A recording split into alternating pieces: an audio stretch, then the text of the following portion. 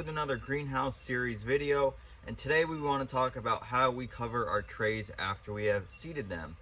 And there's a couple different methods of doing this and a couple different products that you could use to go about doing this. What we use here at Bardwell Farm is vermiculite.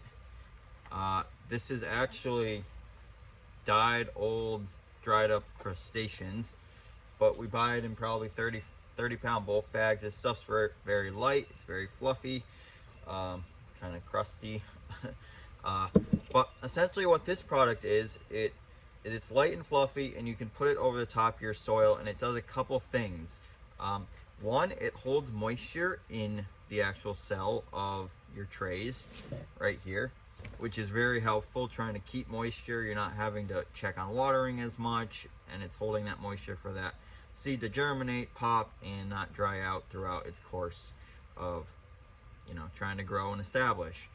Number two, which is really cool about vermiculite, is that it's really light and fluffy. It doesn't crust up, and it's kind of like light soil over the top of the cell, which actually allows the seed to pop much more easily through the top of the soil, through the vermiculite actually, to establish. If you're using things like potting soil to cover your seeds, you'll get a lot of crusting, a lot more drying out on the surface of your trays more than you would with this vermiculite.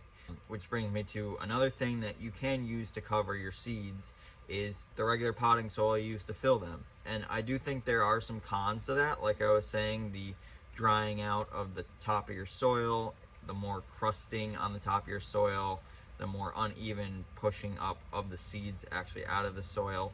It works just as well, I think. I just don't really like how it works and how it kind of how the seeds work through that soil. I really think the vermiculite does a much better job.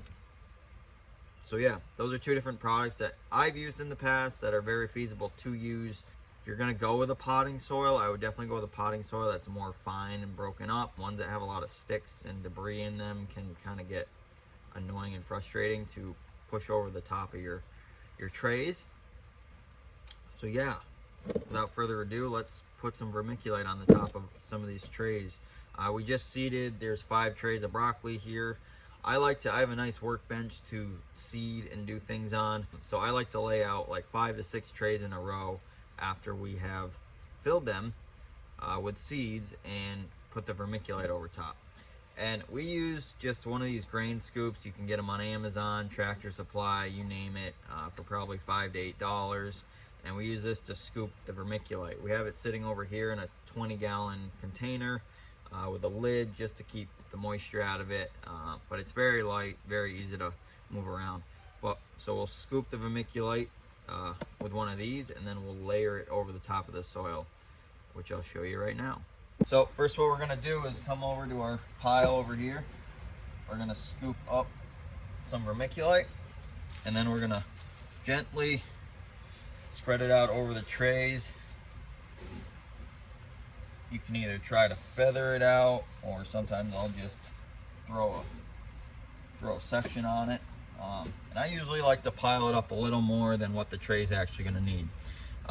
Then this comes to more the important part.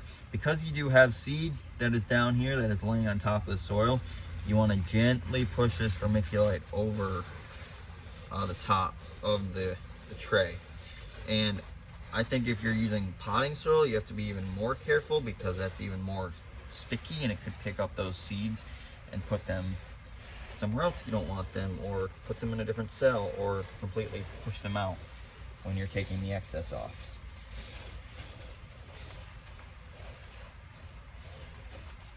So I'll cover the trays pretty evenly all the way around, like so. And as you can probably see, there's a lot of excess on top of the trays right now, which is totally fine. So then we take this handy dandy stick with smooth edges. It's about the length of a tray, give or take. And what we do is we start at the corner on the edge of our bench, and we slowly work our way over to get the excess soil off. Excuse me, vermiculite off. So that creates a nice flat surface on top, takes any excess off, makes a nice clean surface to then put your trays away. The last step that I do, because I like a nice clean greenhouse everywhere, is that if you look on the edge of this tray, there's a lot of extra vermiculite sitting there. So what I'll do is I'll just take my fingers quick and pull the excess vermiculite off. Takes a couple seconds a tray. And you don't have to be perfect, but getting that excess off is gonna save you some vermiculite over the course of your seeding and keep a cleaner house.